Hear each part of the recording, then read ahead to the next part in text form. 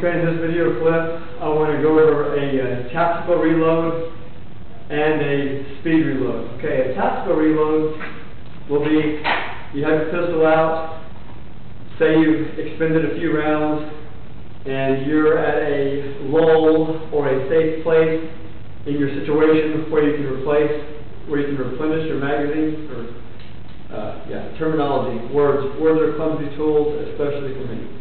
But you want to replenish your ammunition source. You need a fresh magazine. So again, I index these magazines. I've discussed in other clips where the bullet will be facing my center line, my belly button. I know where the bullet is here in the magazine. So without looking, I can simply reach down, access my magazine. I come under here. I keep it between my index finger and my middle finger. Another method may work better for you, but this is what works for me. And I can still have my thumb and my index finger to pinch this other magazine, pull it out, put this one in. I put my somewhat used source right here. I put this right here because I know it's not a full magazine, not full of bullets. A few have been used. I put it here. I try to keep in mind that these over here are fresh and full. These are somewhat depleted. Okay, I've got a fresh magazine in here. Fully loaded magazine. I'm ready to go. On the semi-automatic pistol, you know you already have a round in the chamber because you changed your magazines out before the chamber was locked to the rear. So there's no need to do a press check or to charge or to rack the slide of your pistol to chamber around because you know one's already chambered. If you're a little paranoid, you want to check, you know, do a press check. To make sure, I just talked to make sure to make it a little easier to pull the slide back, but it doesn't matter either way. You just pull the slide back a little bit, see the rounds in there, you're good to go. Make sure that slides forward and the magazine isn't tight, you can go. But again, on these tactical reloads, there's no need to do a press check. You know that on a semi-automatic pistol, there's still a round in the chamber, so all I'm going to do is change the magazines out in that fashion. So I'm out here, I need to put I've expended a few rounds, I want to put a fresh source in here. I'm going to come down here, again, without looking. I'm watching my thread, I'm a little ready, I know what's going on, got a lull in my combat here. I'm going to go ahead and change that magazine, okay, and I'm ready to go. Alright.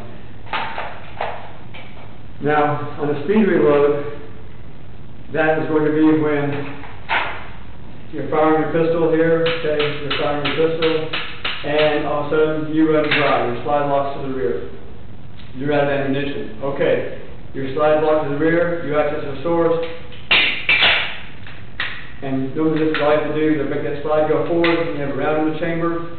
It's excellent to practice with dummy rounds like snap caps because they'll function like a loaded pistol. In my case, I still practice doing this because it's a gross muscle movement versus a finite skill of releasing your slide release, but either works. I like to practice this way. It's like that gross motor skill. It's easier to do this in the heat of combat than it would be to try to find your magazine release. Excuse me, not magazine release, but your slide release. The lever that releases your slide. So, anyways, I like this gross motor skills, those big movements where I can do it with gloves or stress and all that kind of stuff. It's been said that in heated, stressful situations, a lot of times your finite motor skills are the first to go. So again, that's where training comes into play and makes us all better. Okay, so say if I needed that magazine at a later time, you want to forget about it if your life's on the line, if things are really heated. If you need your magazine, if you have a chance to get to it, you can always, kind of access it in this manner here. But again, you just want to get fresh ammo in here, a fresh supply of ammo, and just keep on shooting.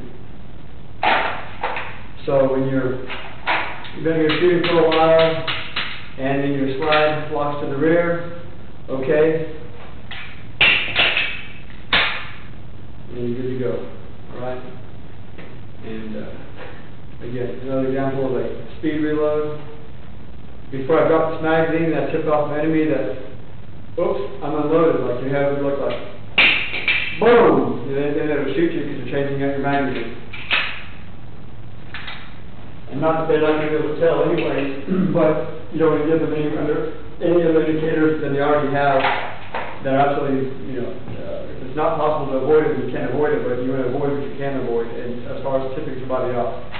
So you have your pistol out, you've been shooting, you run dry, when you go and access your source first, granted, there's a little bit of a change there, you can see it coming, but through training, you can hopefully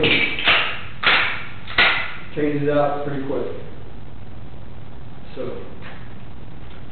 this is something to consider, hopefully some training ideas, and the method and the point of this clip is to just do a tactical reload, practice doing a tactical reload, and then practice doing a speed reload. Pistol out of ammo, slide block to the rear, you replace it, fresh one, you keep on going. Okay? This is excellent, excellent, excellent drill to work at the firing range. I hope you do so. I hope you're always extremely safe. And I just wish you safety and effective training. Thank you very much.